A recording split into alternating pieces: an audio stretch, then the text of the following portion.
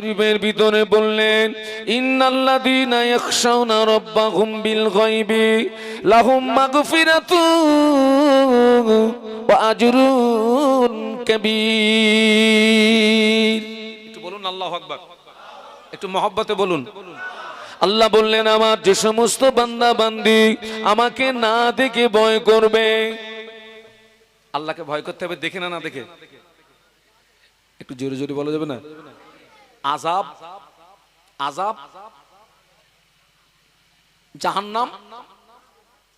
আল্লাহ বললেন, আমার যে সমস্ত বান্দা বান্দি আমাকে না দেখে ভয় করবে, আমি আল্লাহ পাক আমার ওই সমস্ত বান্দা বান্দিদের উপরে খুশি হয়ে আমি আল্লাহ পাক আমার ওই সমস্ত বান্দা বান্দিদের জীবনের সমূহ গুনাহগুলোকে আমি আল্লাহ পাক মাফ করে দিই। সুবহানাল্লাহ। আপনার আমার জীবনের গোনা পৃথিবীর কোন নবী মাফ করতে পারবে? কোন নবী নো। একমাত্র আমাদের জীবনের গোনা কে মাফ করতে পারে? সে আল্লাহ বলছে, বান্দা তুই যদি আমাকে ভয় করিস আমি এক নাম্বার তোর জীবনের গোনা মাফ করে দেবো। শুধু ওই পর্যন্ত না, আল্লাহ পরে একটা অফার দেবে। কি অফার? আল্লাহ বলেন, আমার যে সমস্ত বান্দা বান্দি আমাকে না দেখে ভয় করবে, আমি আল্লাহ পাক ওদের জীবনে গুনাহগুলো শুধু মাফ করব না, আমি আল্লাহ পাক ওদের জীবনের ছোট ছোট নেকিগুলোকে আমি আল্লাহ বড় করে দিই।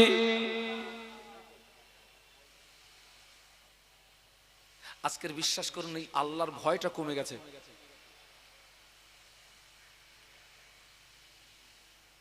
আপনার ভিতরে যখন আল্লাহর ভয় থাকবে, আমার প্রত্যেকটা কাজ কে দেখছে? আজকে দুনিয়ার মেশিনগুলো দেখুন কত উন্নত মেশিন হয়ে গেছে। আরে মেশিন চুরি ধরে ফেলছে না? মেশিন। আমার জীবনের প্রথম আমি প্লেনে করে মাহফিলে গেলাম আহমেদাবাদ। কোথায় বললাম? আহমেদাবাদ। আমার জীবনের প্রথম প্লেনে উঠে মাহফিলে যাচ্ছি। আচ্ছা বাবা, প্লেনে উঠে মাহফিলে যাচ্ছি মানে নিজেকে নিজে মনে হচ্ছে আমি তো বিশাল বড় হুজুর হয়ে গেছি রে বাবা। প্লেনে করে নিয়ে যাচ্ছে মানে কি? আমি সেদিন নতুন জামা, নতুন পায়জামা, নতুন ব্যাগ, মানে সব নতুন। এক কথায় গোদা বাংলায় আমি কায়দা মেরে যাচ্ছি। কি মেরে? কায়দা মেরে। বড় হুজুর হয়ে গেছি তো, প্লেনে করে যাচ্ছি মানে কি? এখন প্লেনে যে চেক হয়,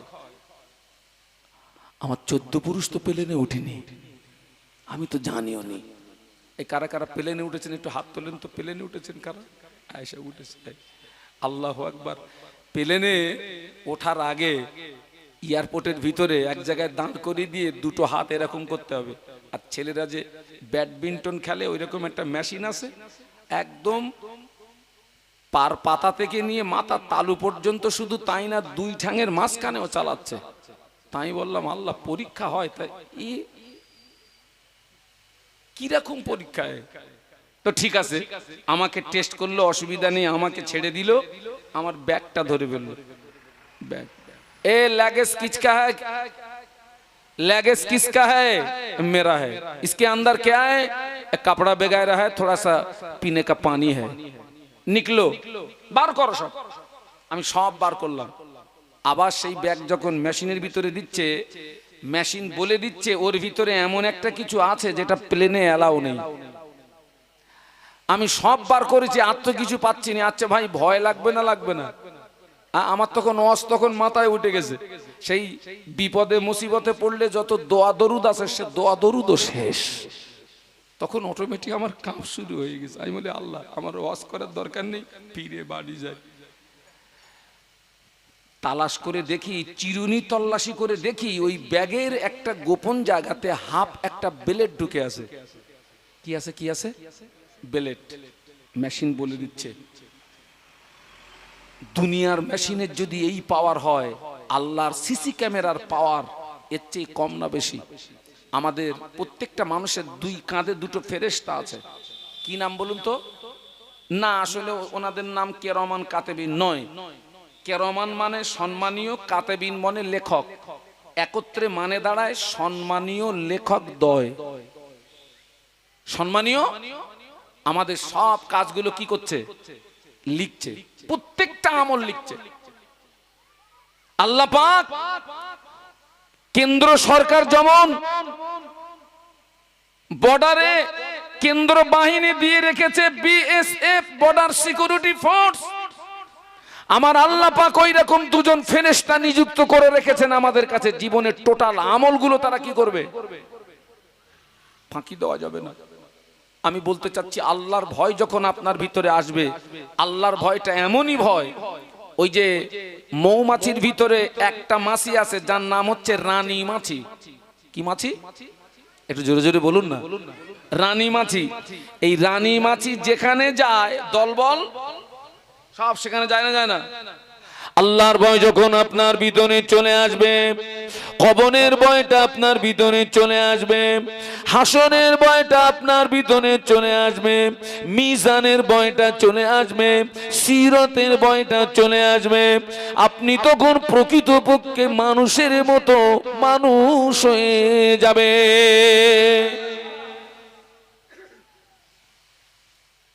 এখন তো আমরা আছি দুনিয়ার জগতে। কোন জগৎ? জগৎ কি একটা? সূরা ফাতিহার ভিতরে কি পড়ি? আলহামদুলিল্লাহি রাব্বিল আলামিন। আলামিন বহু বচন, জগৎ একটা নয়। এক নাম্বার জগৎ হলো রূহের জগৎ, দুই নাম্বার জগৎ হলো মায়ের পেট, তিন নাম্বার জগৎ হলো দুনিয়া, চতুর্থ নাম্বার জগৎ হলো কবর। কবর শেষ জগৎ নয়, মাটির নিচে রয়েছে অসংখ্য জগৎ। বলুন আল্লাহু আকবার। এই দুনিয়ার জগৎ শেষ হলে আমাদেরকে যেতে হবে আলামে বারজাখ তথা কবরের জগৎ। ও মুরব্বীরা, কবরে ভয় আছে না নেই? আরে আমার দিকে তাকান, আমার দিকে তাকান। আছে না? ভয় আছে না? ওই যারা কবরবাসী হয়ে গেছে, লাশ কবরে শুইয়ে 40 কদম আসতে যতটুকু সময়, এর ভিতরে দুইজন ফেরেশতা আসবে, ওই কবরবাসী আল্লাহর হুকুমে জিন্দা হয়ে যাবে। একটু সুবহানাল্লাহ বলুন। আবার অনেকে বলছে মরা লোকটা জিন্দা হচ্ছে কি করে? আমি রে পাগল, যে আল্লাহ জ্যান্ত থেকে মারতে পারে, ওই আল্লাহ মরা থেকে জিন্দা করাটা সহজ না কঠিন? সহজ। বান্দা জিন্দা হবে, ফেরেশতারা তিনটে প্রশ্ন করবে। কটা প্রশ্ন করবে? মার রব্বুকা ওয়া মান নাবিয়ুকা ওয়া মা দীনুকা। বান্দা তোমার রব কে বলো, বান্দা তোমার নবী কে বলো, বান্দা তোমার দিন কি বলো। যারা কবরবাসী, ওই তিনটে প্রশ্নের পর্ব ওদের কমপ্লিট হয়ে গেছে না বাকি আছে?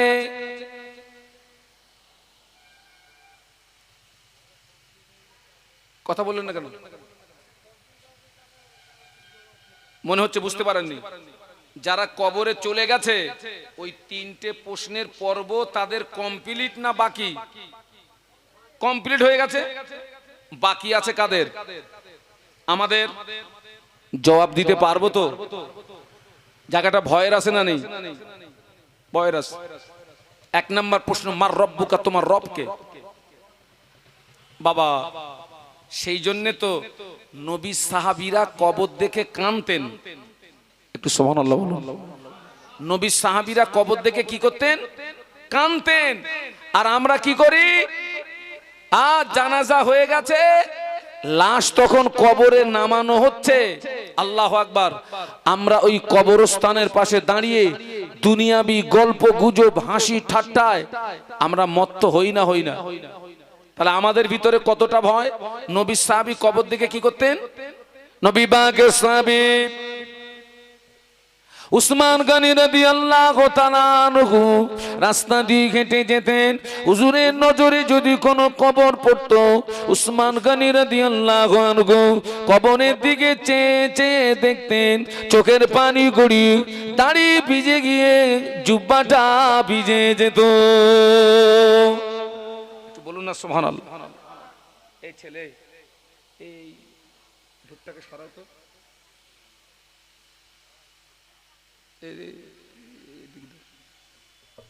উসমান গনি রাদিয়াল্লাহু আনহু কবর দেখে কি করতেন?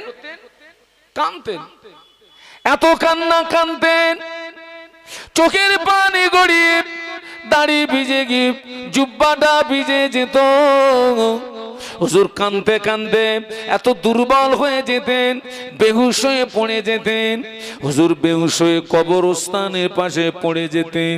স্বাভাবিক অবস্থায় ফিরে আসলে, হুঁশ ফিরে পেলে হুজুরের সঙ্গী সাথীরা জিজ্ঞাসা করতেন, ও ভাই উসমান, আল্লাহ নবী যখন আমাদের জাহান্নামের বর্ণনা শোনান, আযাবের বর্ণনা শোনান, আপনি তখন এত রোনাজারি করেন না, আপনি তখন এত কাঁদেন না, কবরের পাশে দাঁড়িয়ে এত কাঁদেন কেন? উসমান গনি রাদিয়াল্লাহু আনহু বলেছিলেন, ও আমার সঙ্গী সাথীরা, ও নবী পাকের সাহাবীরা, আমি উসমান আল্লাহর নবীর পাক জবানে শুনেছি, আল্লাহ নবী বলেছেন কবর হলো আখিরাতের প্রথম ঘাঁটি। আল্লাহ নবী বলেছেন কবরে যে ব্যক্তি ধরা পড়বে, হাসরে মিজানে পুলসুরাতে ধরা পড়ে যাবে।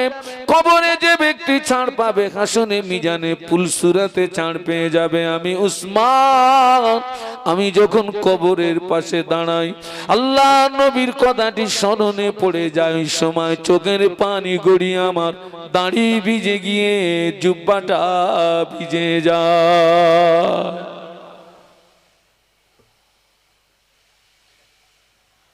ও আমার মায়া, যে উসমান গনি কবর থেকে রোনাজারি করেন, কবর থেকে কান্নাকাটি করেন, আল্লাহ নবী একদিন উসমান গনিকে ডাকলেন, ও বাবা উসমান গনি, আমি রাসূলুল্লাহ তোমার জন্য আনন্দের সংবাদ এনেছি, আমি রাসূলুল্লাহ তোমার জন্য খুশির সংবাদ এনেছি।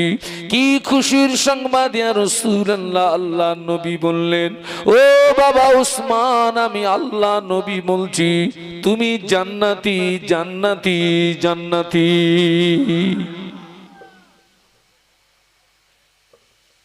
নবী ঘোষিত জান্নাতি সাহাবী কবর দেখে কাঁদছেন। আমরা কি করি?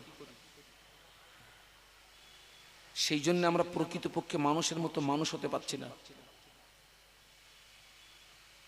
মুরব্বীরা, লাশ যখন কবরে রাখা হয়, ওই 3 মুঠো মাটি দেওয়া হয় না? এই কথা বলেন না কেন? একটা দোয়া পড়া হয় না? কি দোয়া? মিনহা খালাকনাকুম ওয়া ফিহা নুঈদুকুম ওয়া মিনহা নুখরিজুকুম তারাতান উখরা। বলুন আল্লাহু আকবার। একটু জবান খুলে বলুন। এর বাংলা মানে কি বলুন তো একজন? বাহ, আলহামদুলিল্লাহ।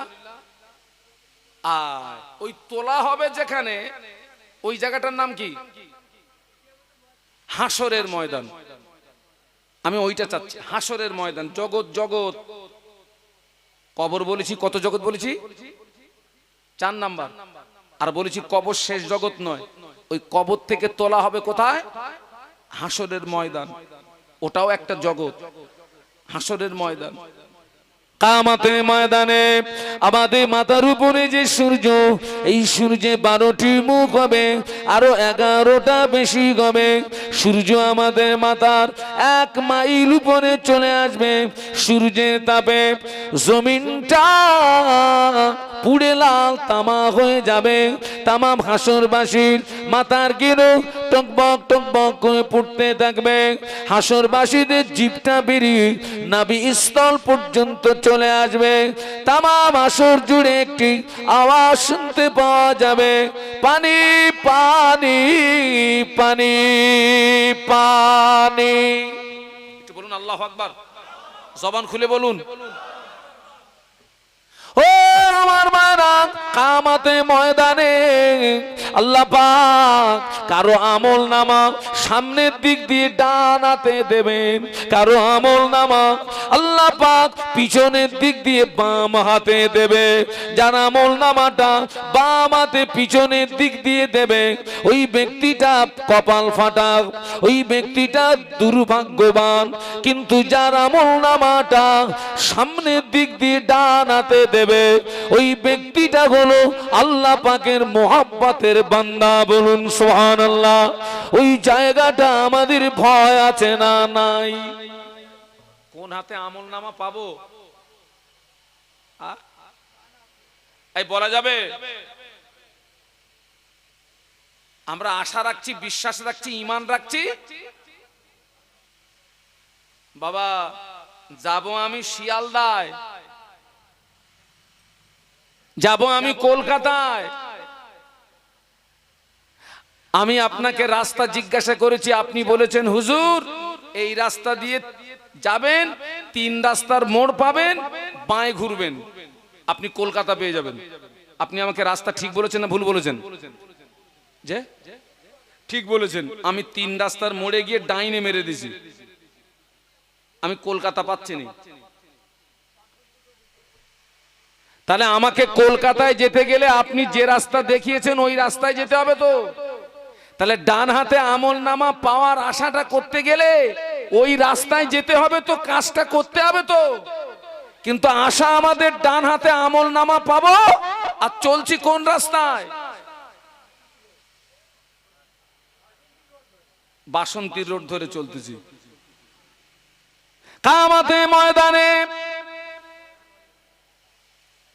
কামাতে ময়দানে কোনো ছায়া থাকবে না, আল্লাহ পাকের আরশে পাকের রহমতের ঠান্ডা ছায়া যারা কামাতের ময়দানে, যারা আল্লাহ পাকের আরশে পাকের রহমতের ঠান্ডা ছায়া নিজের জায়গা পেয়ে যাবে, ওই বান্দা বান্দিগুলো আল্লাহ পাকের জান্নাতি হয়ে যাবে। আর সে ছায়া পাবো তো? বলুন ইনশাআল্লাহ। হ্যাঁ, জায়গাটা ভয়ের আছে না নেই? ও আমার বাবা, কামাতে ময়দানে আপনাকে পুলসুরাতটা পার হতে হবে, বিচারান্তে পুলসুরাতটা পার হতে হবে। ওই পুলসুরাতটা হলো 1500 বৎসরের রাস্তা, তলোয়ারের চেয়ে ধার, চুলের চেয়ে সরু। ওই পুলসুরাতটা পার হয়ে আল্লাহ পাকের রহমতের দয়ার জান্নাতে যেতে হবে। ওই পুলসুরাতের উপরে ওই পুলসুরাতটা পার হতে হবে। মনে করুন এটা পুলসুরাত, ওই পুলসুরাতের নিচে আল্লাহ পাক জাহান্নামকে টেনে আনবে। ওই পুলসুরাতের নিচে জাহান্নামকে টেনে আনা হবে। কেউ যদি স্লিপি হয়ে যায় আল্লাহর জাহান্নামে পড়ে যাবে। বাবা ওই জায়গাটা ভয়ের আছে না নাই? ও মুরব্বীরা কথা বলেন না কেন? 1500 বছরের রাস্তা, তলোয়ারের চেয়ে ধার, চুলের চেয়েও সরু। ওই পুলসুরাত পার হয়ে তবে কোথায়? কোথায়? জান্নাত। জান্নাত মামুর বাড়ি না। পার হতে পারবো তো ইনশাআল্লাহ? ইনশাআল্লাহ পকেট মার হবে না তো? বাবা আমি ওই জন্যে আপনাদেরকে একটা সৎ পরামর্শ দিচ্ছি, পারলে মাঝে মাঝে একটু আলে হাঁটবেন। আল চেনেন তো? আল আল আল ওরে জমির সীমানা ঠিক রাখার জন্য কি দেয়? আল দেয় না? মাঝে মাঝে একটু ওই আলে হাঁটবেন। অনেক আল তো পুরো পুলসুরাত করে ফেলেছে বাবা। আল যত জমি সব কোথায়? হ্যাঁ, পুরো পুলসুরাত করে ফেলেছে। আমি বলি মাঝে মাঝে ওই রাস্তায় ওই আলে হাঁটবি, দেখবি কোনো টাল টাল মারে কিনা। যদি টাল টাল না মারে তাহলে মনে মনে একটা করতে পারবে যে মনে হয় পুলসুরাত পেরিয়ে যত জমি সব কোথায়। ওই আল্লাহর ভয় যখন চলে আসবে, কবরের ভয় আসবে, হাসরের ভয় আসবে, সিরাতের ভয় আসবে। কামাতে ময়দানে আল্লাহ পাক ইনসাফের পাল্লা খাড়া করবেন। এটা সুবহানাল্লাহ বলবেন না? একটু জোরে বলা যাবে না? কামাতে ময়দানে আল্লাহ পাক ইনসাফের পাল্লা খাড়া করবে। যার নেকির পাল্লাটা ভারী হয়ে যাবে, ঠিকানাটা জান্নাত হয়ে যাবে। যার গুনার পাল্লাটা ভারী হয়ে যাবে, ঠিকানাটা জাহান্নাম হয়ে যাবে। বাবা আমাদের নেকির পাল্লাটা ভারী হবে, না গোনার পাল্লাটা ভারী হবে, ওই জায়গাটা ভয়ের আছে না নাই? কোনটা ভারী হবে? নেকির পাল্লা না গোনার পাল্লা? আল্লাহকে ভয় করুন। এই ছেলেরা আমার দিকে তাকা, আল্লাহকে ভয় করুন, জীবন বদলে যাবে, সব ভয় চলে আসবে আপনার ভিতরে। আপনি তখন প্রকৃতপক্ষে একজন মানুষের মতো মানুষ হয়ে যাবেন। একটু জোরে বলুন, আর একটু জোরে বলুন, একটু মহব্বতের সঙ্গে বলুন।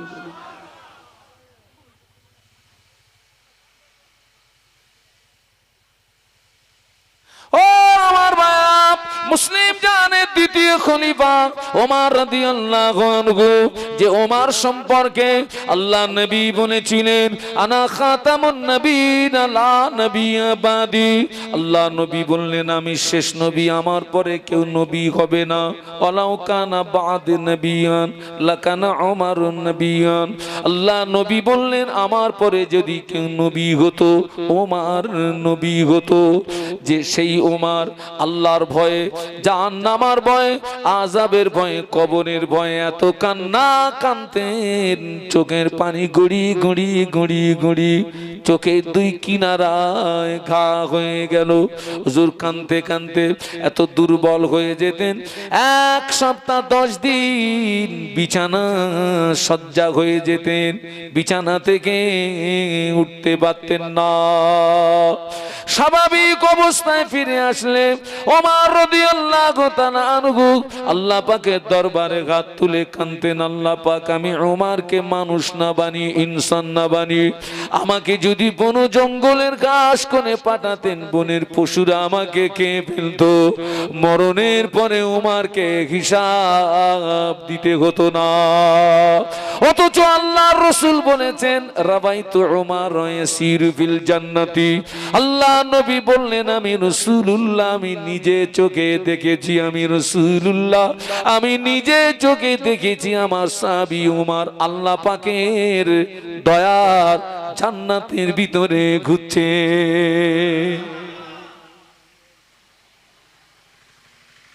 এত কাঁদতেন, বেহুশ হয়ে যেতেন, কেঁদে কেঁদে চোখের পানি গড়িয়ে গড়িয়ে চোখের দুই কিনারা কি হয়ে গেছে? ঘা। আর আমাদের হেসে হেসে গাল কি হয়ে গেছে? আল্লাহ কোরআনে বলেছেন ফালিয়াদহাকু কলিলাম ওয়ালিয়াবকু কাসীরা। বান্দা হাসো কম, কাঁদো বেশি, কাঁদো বেশি।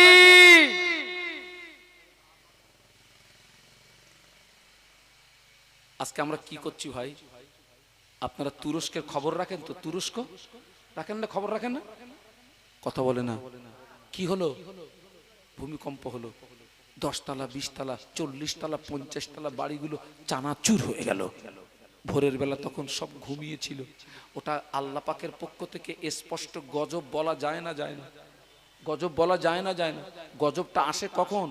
বান্দা যখন আল্লাহ ভোলা হয়ে যায়, রসুল ভোলা হয়ে যায়, দ্বীন শরীয়ত ভোলা হয়ে যায়। ওর থেকে আমাদেরকে শিক্ষা নিতে হবে, আমাদের পরিবর্তন হতে হবে, আমাদের ভালো হতে হবে। তা না হলে আল্লাহ বাংলার মাটিটাকেও ওলট পালট করে দিতে পারে না, পারে না। আপনারা জ্ঞানী মানুষ, জ্ঞানী মানুষ, আল্লাহকে ভয় করুন, আল্লাহকে ভয় করুন। ও আমার বাপ, ও জওয়ানেরা, যুবকেরা, ও মুরব্বীরা, শুনে রেখে দিন আল্লাহর ভয় কাদের ভিতরে ছিল? কবরের ভয়, জাহান্নামের ভয়, আযাবের ভয় কাদের ভিতরে ছিল?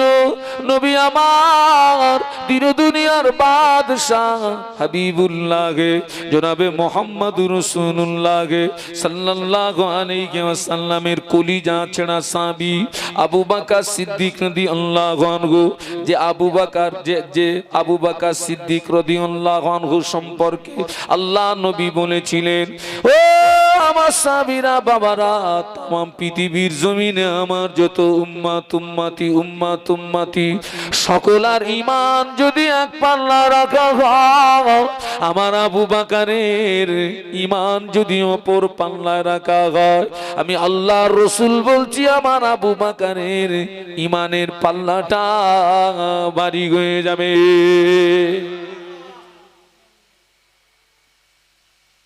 আল্লাহ রসুল শুধু একদিন বলেছিলেন, আবু বকর, আবু বকর জানো আমি না বেশি দিন মক্কায় থাকতে পারবো না, জানো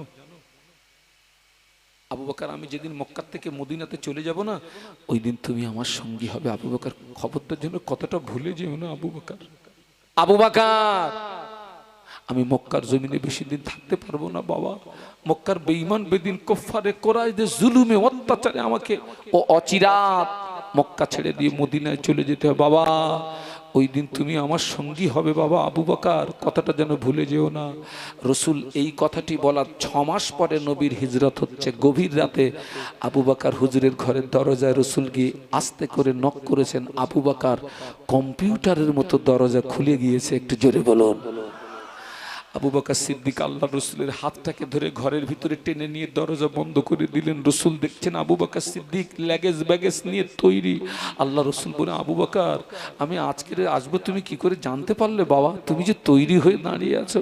আল্লাহ নবী সাহাবী আবু বকর সিদ্দিক রাদিয়াল্লাহু আনহু আল্লাহ নবীর নূরের বদনের দিকে তাকিয়ে ডুকরে কেঁদে উঠে বলেছিলেন, ইয়া রাসূলুল্লাহ, হাবিবাল্লাহ, হুজুর আপনি আমাকে 6 মাস আগে বলেছিলেন আবু বকর, আমি রাসূলুল্লাহ যেদিন মদিনাতে যাব ওই দিন তুমি আমার সঙ্গী হবে। ইয়া রাসূলুল্লাহ, আমি আবু বকর ওই দিন থেকে বড় পেরেশানিতে ছিলাম, ওই দিন থেকে বড় চিন্তায় ছিলাম, ওই দিন থেকে বড় টেনশনে ছিলাম। হুজুর আপনি কখন আসবেন? আমি আবু বকর যদি ঘুমিয়ে যাই, আপনি রাসূলুল্লাহ যদি ঘরের দরজায় দাঁড়িয়ে আবু বকর, আবু বকর, আবু বকর, আবু বকর বলে ডাকে, আপনার সঙ্গে বেয়াদবি হয়ে যাবে, আল্লাহ আল্লাহ নারাজ হয়ে যাবে। এই কথা মনে করে আমি আবু বকর 6 মাস ঘরের দরজায় দাঁড়িয়ে দাঁড়িয়ে আপনার ইন্তজারে 6 মাস ঘরের দরজায় দাঁড়িয়ে দাঁড়িয়ে রাত কাটিয়ে দিয়েছি। আমি 6 মাস ঘুমোইনি।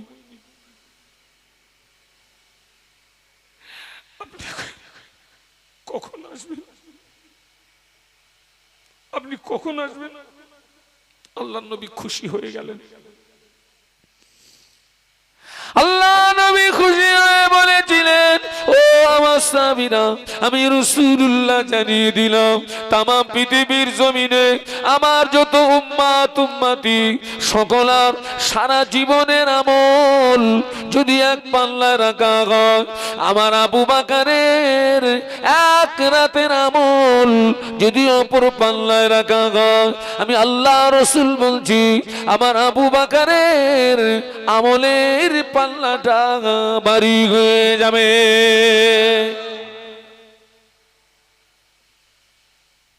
ছোট্ট ছোট্ট কথা,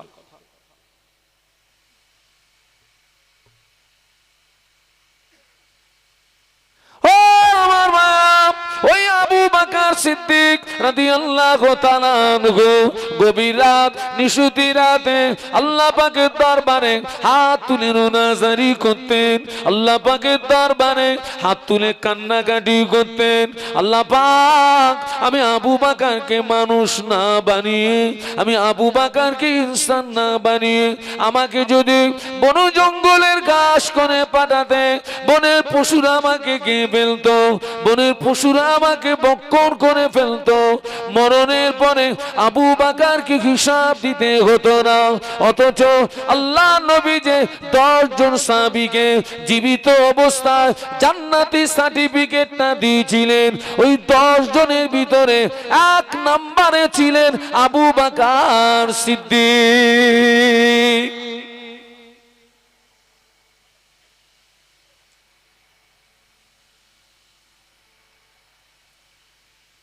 ও আমার মা, আজ যদি আমাদের ভিতরে আল্লাহর ভয়টা থাকতো, আপনি লক্ষ্য করে দেখুন সমাজে বহু মুসলমান আছে বছরে 2 দিনের বেশি নামাজ পড়ে না, শুধু 2টো ঈদের নামাজ পড়ে, 5 ওয়াক্ত নামাজ পড়ে না, সাপ্তাহিক জুমার নামাজটা পড়ে না। অনেক মুসলমান আছে সারা জীবন শোনার পরেও দাঁড়িয়ে দাঁড়িয়ে পেশাব করে, পেশাব করে পানি নেয় না। আছে না নেই?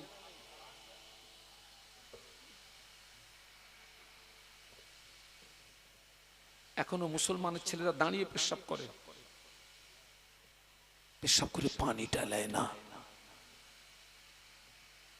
অনেক অনেক মহিলারাও পেশাব করে পানি নেয় না। ভুল বলছি নাকি? অনেক মহিলা পেশাব করে পানি নেয় না,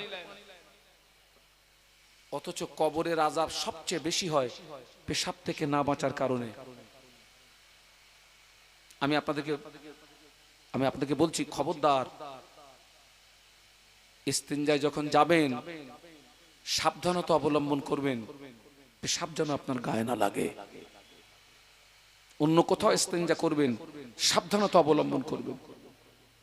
আল্লাহ রসুলের সাহাবীরা পেশাব থেকে বাঁচার জন্য অনেক সাহাবী বোতলে পেশাব করতেন, বোতলে, যেন পেশাবের ছিটেটা গায়ে না লাগে।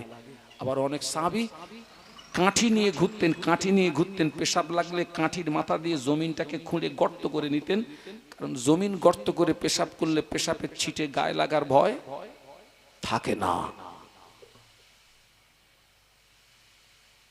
এখনো মুসলমানের ছেলেরা দাঁড়িয়ে দাঁড়িয়ে পেশাব করতেছে, পেশাব করে পানি নেয় না।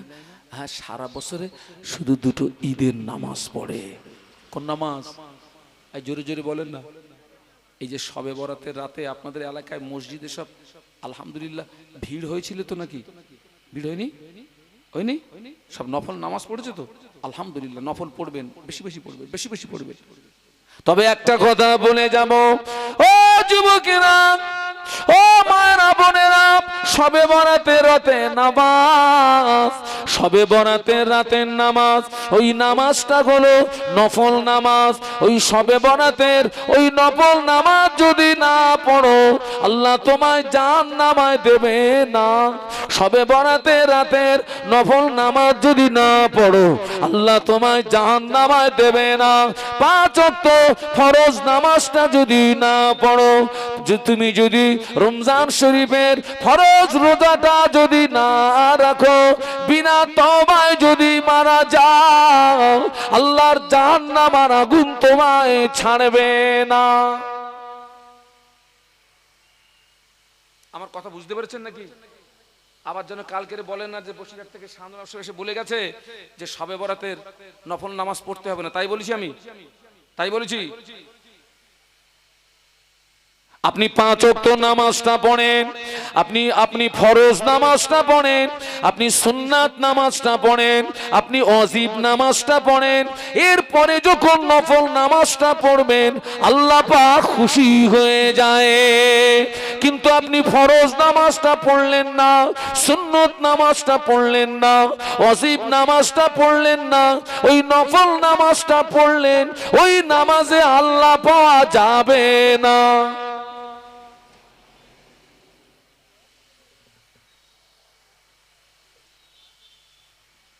কি কথা, কি মাথা কি আপনাদের কি ঘুরটুর খাচ্ছে নাকি? ওলট পালট হয়ে যাচ্ছে কথা? কথা কি ওলট পালট হয়ে যাচ্ছে নাকি?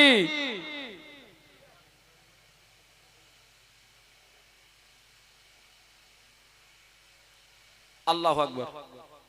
আজকে শবে বরাত উপলক্ষে সারা রাত আমরা সব কবর জিয়ারত করেছি না? আলহামদুলিল্লাহ।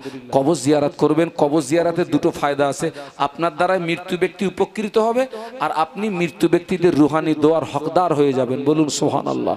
তবে একটা কথা বলবো, আপনি সারা রাত কবর জিয়ারত করলেন, মাগরিবের নামাজটা আপনি পড়লেন না, এশার নামাজ আপনি পড়লেন না, ফজরের নামাজ আপনি পড়লেন না, সারা রাত কবর জিয়ারত করেছেন, লাভ হলো না লস হলো? কি হলো? আমি উদাহরণটা এইভাবে দেবো, একজনের চারানা হারিয়ে গেছে, এখন তো চারানা পাওয়া যায় না, উদাহরণ দিচ্ছি। হারিয়ে গেছে কত? কথা বলে না। মোমবাতি কিনেছে 1.5 টাকা দিয়ে। মোমবাতির দাম কত? 1.5 টাকা। হারিয়ে গেছে কত? চারানা।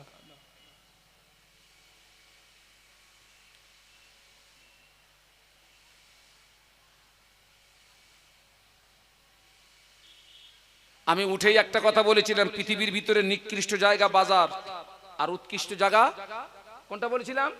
মসজিদ। আচ্ছা বলুন তো, মসজিদে বেশি লোক পাওয়া যায় না বাজারে বেশি লোক পাওয়া যায়?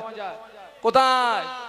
এমনও মসজিদ আছে শুধু ইমাম আর মুয়াজ্জিন ওদের ভাড়ায় করে রেখেছে। তোরা সালা, তোরা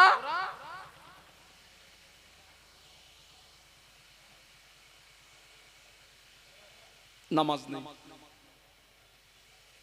অন্তত নামাজটা পড় বাবা, অন্তত 5 ওয়াক্ত নামাজটা পড়। আহা, আল্লাহ আমাদের হেদায়েত নসিব করুন, বলুন আল্লাহুম্মা আমিন, বলুন আল্লাহুম্মা আমিন। এই সমস্ত জায়গা, এখান থেকে তো মানুষ পরিবর্তন হয়।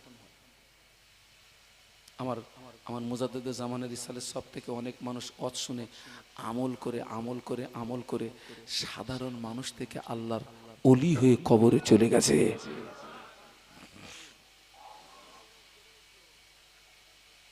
আমার সোনার ছেলেরা, আজকের এই জায়গাতে আমি আজকে আমার জীবনের প্রথম এসেছি আপনাদের এই জায়গাটায়। আপনাদের এই রাস্তা দিয়ে তো মাসে আমাকে মনে হয় 10-12 দিন যেতে হয় আপনাদের এই রাস্তা দিয়ে মাসে।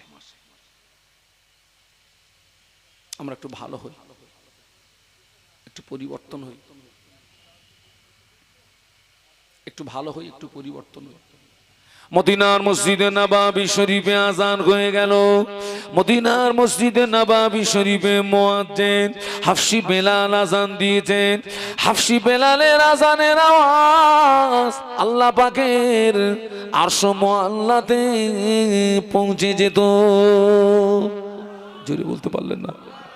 একটু জোরে বলতে পারলেন না? তাকবীর দেন তো, নারায়ে তাকবীর। জোরে বলেন নারায়ে তাকবীর। ও মদিনা মসজিদ, মসজিদে নববী শরীফে মুয়াজ্জিন হাফসি বেলাল যখন আজান দিতেন, বেলালের আজানের আওয়াজ আল্লাহ পাকের আরশ মুআল্লাতে পৌঁছে যেত। মদিনার মসজিদে আজান হয়ে গেল। আল্লাহ নবী বড় অসুস্থ, আল্লাহ নবী বড় দুর্বল, আল্লাহ নবী বড় কমজোর, আল্লাহ নবী মসজিদে আসতে পারেননি। সাহাবীরা সব মসজিদে চলে এসেছেন, সাহাবীরা এসেছেন ঠিকই, কিন্তু নবীর অবর্তমানে নামাজটা শুরু করতে পারছেন না। কারণ নবীর অবর্তমানে ইমামতি জায়গায় দাঁড়াবে কে? আমার কথা বুঝতে পারছেন? সাহাবীরা এসেছেন কিন্তু নামাজ শুরু করতে পারছেন না, ইমাম কে হবে? আপনারা সারা জীবন তো আর শুনেছেন, বলুন তো আল্লাহ রসুলের জানাজার ইমামতি করেছিলেন কোন সাহাবী? আবু বকর সিদ্দিক না ওমর রাদিয়াল্লাহু আনহু? কে? এখনো অনেকে কিন্তু গুলিয়ে গেছে। কোন সাহাবী? নবীর জানাজার কোনো ইমাম ছিল না। কে নবীর জানাজার ইমামতি করবে? হ্যাঁ, নবীর জানাজার কোনো ইমাম ছিল না বাবা। সাহাবীরা যে যার মতো নামাজ পড়েছেন, চলে গেছেন। মদিনার মসজিদে আজান হয়ে গেছে, রসুল চলে এসছেন। আপনার আল্লাহ রসুল আসেননি, সাহাবীরা এসছেন। সাহাবীরা এসছেন ঠিকই, কিন্তু নামাজ শুরু করতে বেলাল রাদিয়াল্লাহু আনহু আল্লাহ নবীর হুজরা শরীফের ভিতরে চলে গেলেন। আল্লাহ নবীর হুজরা শরীফের ভিতরে চলে গিয়ে আল্লাহ নবীকে সালাম দিয়ে বলেছিলেন, ইয়া রাসূলুল্লাহ, হাবিবাল্লাহ, মানুষেরা নামাজের জন্য ইন্তজার করছে, মানুষেরা নামাজের জন্য অপেক্ষা করছে।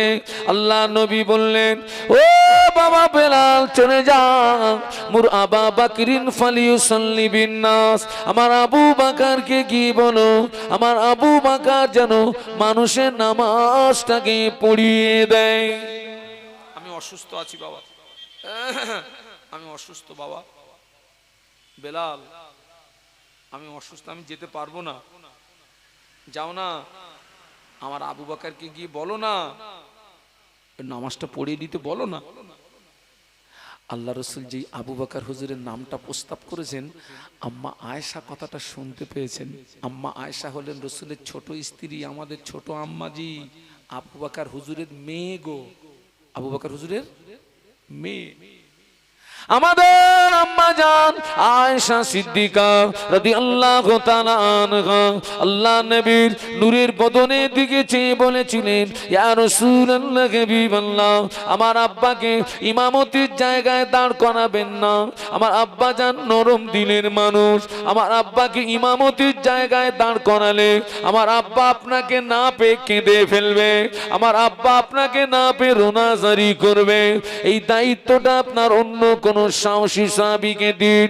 আল্লাহ নবী বললেন, না বাবা বেলাল চলে যাও, মুর আবা বাকরিন ফালিয়ুসাল্লি বিন-নাস, আমার আবু বাকারকে কি বলো, আমার আবু বাকার যেন নামাজটা পড়িয়ে দেয়। আল্লাহ নবীর অনুমতিতে আবু বাকার সিদ্দিক রাদিয়াল্লাহু আনহুর ইমামতিতে মদিনার মসজিদে নববীতে নামাজ শুরু হয়েছে। যখনই নামাজ শুরু হলো আল্লাহ নবী ঘরের ভিতরে থাকতে পাচ্ছেন না, আল্লাহ নবী অস্থির হয়ে পড়েছেন, আল্লাহ নবী ব্যাকুল হয়ে পড়েছেন। আল্লাহ নবী আলীকে ডাকলেন, আল্লাহ নবী আব্বাসকে ডাকলেন। দুইজন সাহাবী আল্লাহ নবীর হুজরা শরীফের ভিতরে আসলেন। আল্লাহ নবী দুই সাহাবীর কাঁধের উপরে ভর করে আল্লাহ নবী মসজিদে আসছিলেন। দুই সাহাবীর কাঁধের উপরে ভর করে আল্লাহ নবী মসজিদে আসছিলেন। আল্লাহ নবী এত দুর্বল, সাহাবীদের কাঁধের উপরে ভর করার পরেও আল্লাহ নবীর কাদাম মোবারক দুটো জমিনে ঘেঁষড়িয়ে যাচ্ছিল। আল্লাহ নবীর কাদাম মোবারক দুটো জমিন নিগড়িয়ে যাচ্ছিল। আল্লাহ নবী এত অসুস্থ, ওই অবস্থায় রাসূলুল্লাহ মসজিদে আসলেন। সাহাবীরা আল্লাহ নবীকে দেখতে পেয়ে কোন সাহাবী সুবহানাল্লাহ পড়লেন, কোন সাহাবী আলহামদুলিল্লাহ পড়লেন, কোন সাহাবী আল্লাহু আকবার পড়লেন। আবু বকর সিদ্দিক রাদিয়াল্লাহু আনহু বুঝতে পেরেছেন আল্লাহ নবী মসজিদে চলে এসেছেন। ও আমার বারান সাহাবীরা আল্লাহ নবীকে আগিয়ে দিলেন। আবু বকর হুজুর ইমামতির জায়গা থেকে পিছিয়ে আসলেন। আল্লাহ নবী অসুস্থ শরীরে শুধু নামাজ পড়েন না, মদিনার মসজিদে নববী শরীফে আল্লাহ নবী বসে বসে বসে বসে সাহাবীদের নিয়ে নামাজের ইমামতি করেছিলেন।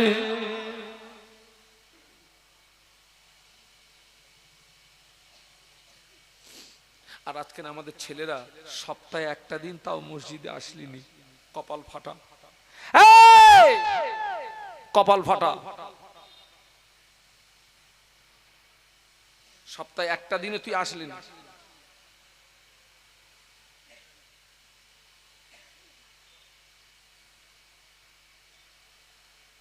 নামাজ ছেড়ে দিয়েছি, রোজা ছেড়ে দিয়েছি। আজকের অনেকে তো সুস্থ শরীরে রমজানের ফরজ রোজাটাও রাখে নে, আছে না নেই? ফরজ রোজা আপনাদের এই সমস্ত এলাকাগুলো তো মুসলিম এলাকা না? কথা বলে না, মুসলিম এলাকা তো। এসব এলাকা আমি তো খুব চিনি। রমজান শরীফের মাসে চায়ের দোকানগুলো বন্ধ থাকে না খোলা থাকে?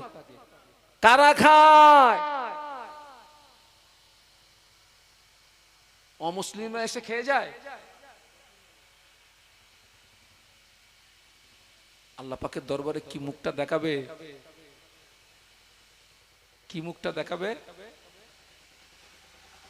আল্লাহকে কি বলবে? খবরদার বাবা, ফিরে এসো।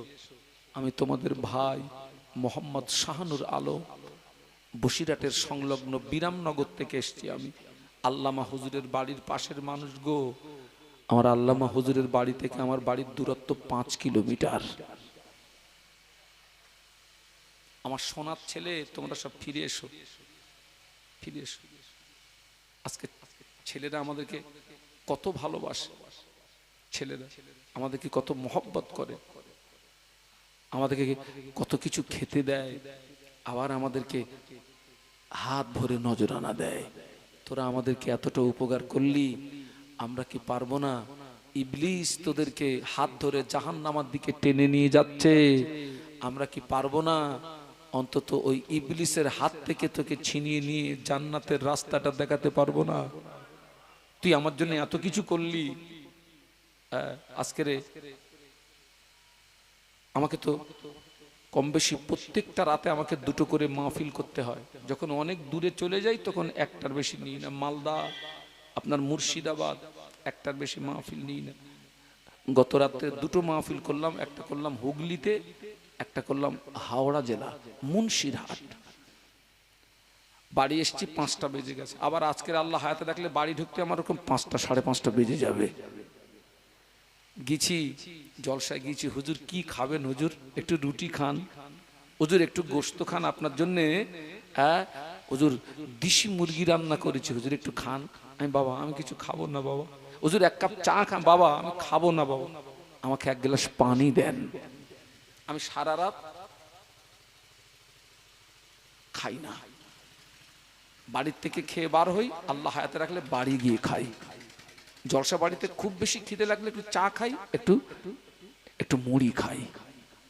আমার গাড়িতে মুড়ি আছে, খিদে লাগলে একটু খাই। সারা রাত চলে যাবে, আল্লাহ পাকের সামনে অসুবিধা হবে না। তো আমাদের জন্য কমিটির ছেলেরা কত কিছু করে, হুজুর এটা খান ওটা খান, এত তো আমাদেরকে আদর যত্ন করলি। আল্লাহু আকবার। আজকে রসুল অসুস্থ শরীরে সাহাবীদেরকে নিয়ে মদিনার মসজিদে তিনি বসে বসে নামাজের ইমামতিটা করলেন। একটু জোরে বলুন, একটু মহব্বতে বলতে পারলেন না? তাকবীর দেন, নারে তাকবীর। আজকে তো রসুল অসুস্থ শরীরে এসছেন, ওই অসুস্থতার পিরিয়ডে এমনও সময় চলে গেছে আল্লাহ রসুল টোটালে মসজিদে আসতে পারেননি। ওই আবু বকর সিদ্দিক হুজুরের ইমামতিতে কি হচ্ছে? নামাজ হচ্ছে। ওই অসুস্থতার পিরিয়ডে আবু বকর সিদ্দিক রাদিয়াল্লাহু আনহুর ইমামতিতে নামাজ হচ্ছে। মদিনার মসজিদ আর বিশ্ব নবীর হুজরা শরীফ দুটি তো পাশাপাশি।